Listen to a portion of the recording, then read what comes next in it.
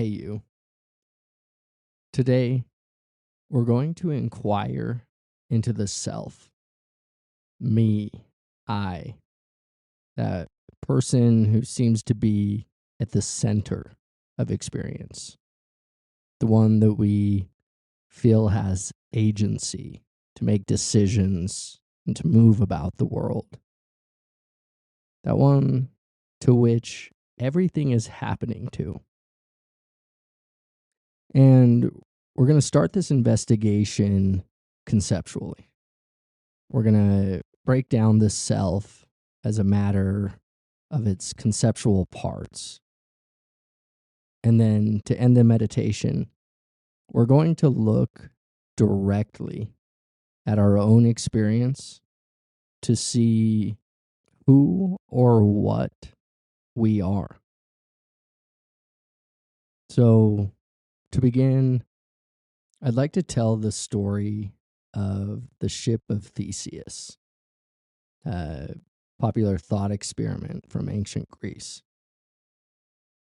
The thought experiment goes something like this. We build a ship, and when it's complete, we call it the ship of Theseus. Now, once the ship is completed, it goes on a journey around the world. And let's say a decade or so goes by before the ship returns. And as we investigate it, we realize that over the course of this journey, every single part of that ship, every piece of wood, every piece of rope and fabric had been replaced after becoming damaged. Each piece slowly at a time. Now, the question I present to you is this the same ship that left the harbor? Is this still the ship of Theseus? The same thought experiment, or paradox, also shows up in Eastern philosophy. There's a famous dialogue between a Buddhist monk named Nagasena and King Milinda. The dialogue is known as Milinda's questions. Anyway, one of the questions the king asked this Buddhist monk is on the nature of the self and personal identity. So Nagasena greeted the king by acknowledging that Nagasena was his name, but that Nagasena was only a designation. No permanent individual Nagasena could be found. This made the king laugh, and so the king responded, "Well, who is it that wears robes and takes food? If there's no Nagasena, who earns merit or demerit? Who causes karma? If what you say is true, a man could kill you and there would be no murder. Nagasena would be nothing but a sound." So the clever Nagasena asked the king how he had come to his hermitage, on foot or by horseback. "I came in a chariot," the king said. "What is a chariot?" Nagasena asked. "Is it the wheels, or the axles, or the reins, or the frame, or the seat, or the drop pole? Is it a combination of those elements? Or is it something beyond or found outside those elements?" The king answered no to each question. "Then," Nagasena said, "there's no chariot." The king acknowledged the designation chariot depended on these constituent parts, but that chariot itself is a concept or a mere name. "Just so," Nagasena said. "Nagasena is a designation for something conceptual. It's a mere name. When the constituent parts are present, we call it a chariot. When the 5 skandhas are present, skandhas are a Buddhist term for it. It means bundle of sticks, but they're categories for who we take ourselves to be. which include our body, feelings, thoughts, perceptions, intentions, volitions, and consciousness. So when the five skandhas are present, Augustina says, we call it a being. Another way to think about the chariot simile is to imagine the chariot being taken apart. At what point in the disassembly does the chariot cease to be a chariot? And realize that any judgment we make here is subjective. You might argue that a pile of car parts is still a car, just not an assembled one. The point is, though, that car and chariot are concepts we project onto the constituent parts, but there is actually no car or chariot essence that somehow dwells within these parts. There are a few other examples that can shed some light here. The first is a constellation, like the Big Dipper. When we look out at the night sky, almost all of us can recognize the Big Dipper. But is there in fact a Big Dipper? Or is Big Dipper just a concept? A rainbow is another. There's light bouncing off water or moisture at a particular angle that then hits a visual sense faculty and produces what we call a rainbow. There's a storm. When we think about it, there really is no thing called storm. Storm is made up of wind, rain, lightning, thunder. But again, storm itself is just a concept. It's this collection of constituent parts. Now, anything we look at and investigate will have this same quality to it. At its center, there is no self essence. So, this plant on my desk, for example, we can say this is a plant, distinct, its own thing. But when we look into it, we realize that plant actually has no plant essence to it. This plant, too, is composed of constituent parts. It's composed of dirt, water, sunshine, carbon, and we could keep going and dividing it up into as small of parts as we want. So you, too, don't contain any self entity. There's no substance. There's no unchanging, permanent thing called self at the center of experience. Now, this can often make people feel quite uncomfortable. It can provoke a lot of fear that associated with death or loss. So if you do notice any anxiety arising, I invite you to meet that anxiety directly. Examine it as a matter of raw experience. Where is anxiety? Where is it in the body? What is it like?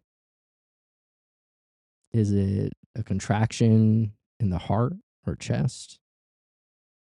Is it a pattern of frenetic energy? Is there tension in the face? Just become interested in what anxiety is as a matter of direct experience. And then go ahead and allow attention to just rest on the body breathing. Notice how breathing is happening all on its own.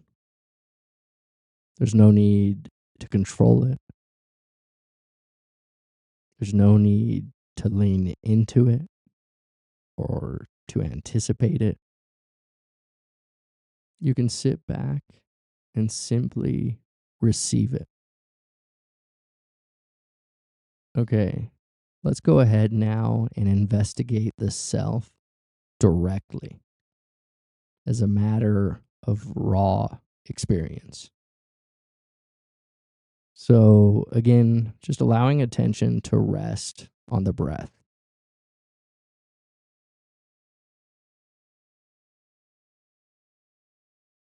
Notice this field of changing sensation with each in breath and out breath.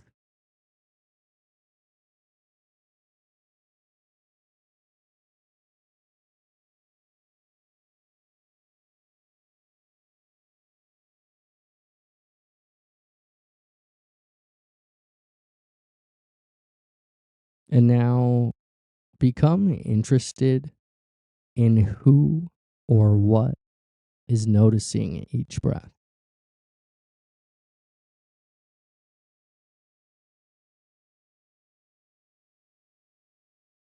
Does it feel like you're above the breath?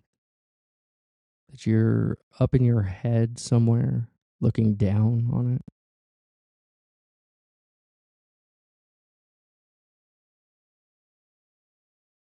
Just tune in to this felt sense of me, of I.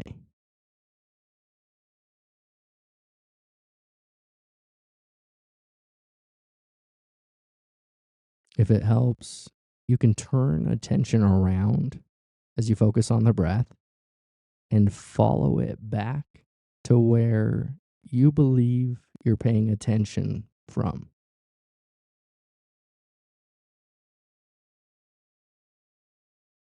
Can you find yourself?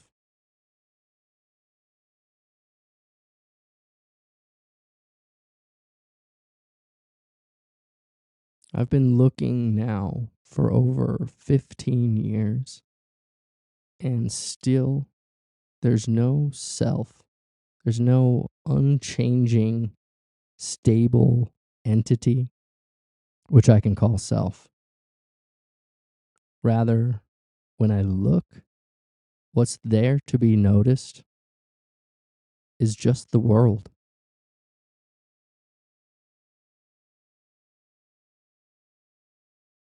There's just shapes, colors, shadows. There's just a field of changing bodily sensations, an open field of sounds arising spontaneously, thoughts, feelings, and emotions.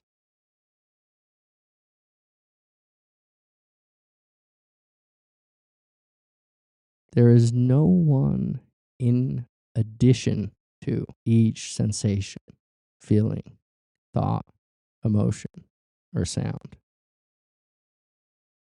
Everything is simply arising in this wide, open, and empty space. And it's all being known effortlessly in its own place.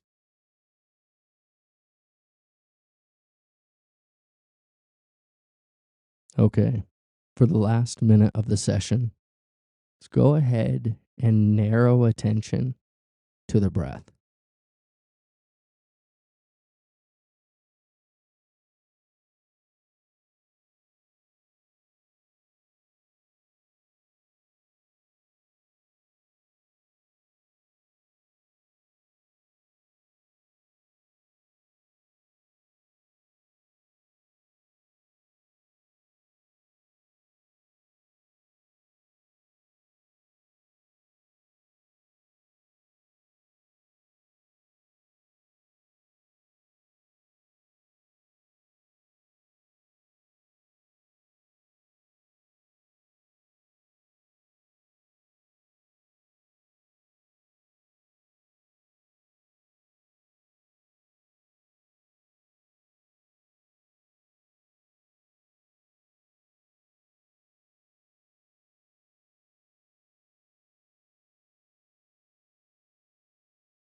Well, thank you again for practicing.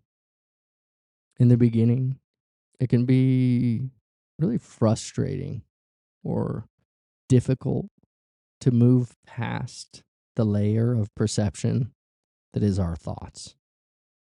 It's almost like looking at the moon on a cloudy night. We can get a sense of the moon, of our direct experience behind the clouds, but it's really foggy.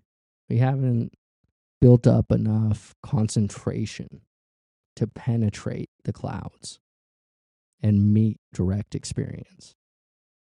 So, if you felt any frustration today or any anxiety in this exercise, I invite you to simply note that anxiety or frustration as a matter of direct experience. What is it? Where is it? What is it like? Where is it in the body? And then, once again, just gently look for who or what knows it. And I'll see you back here tomorrow.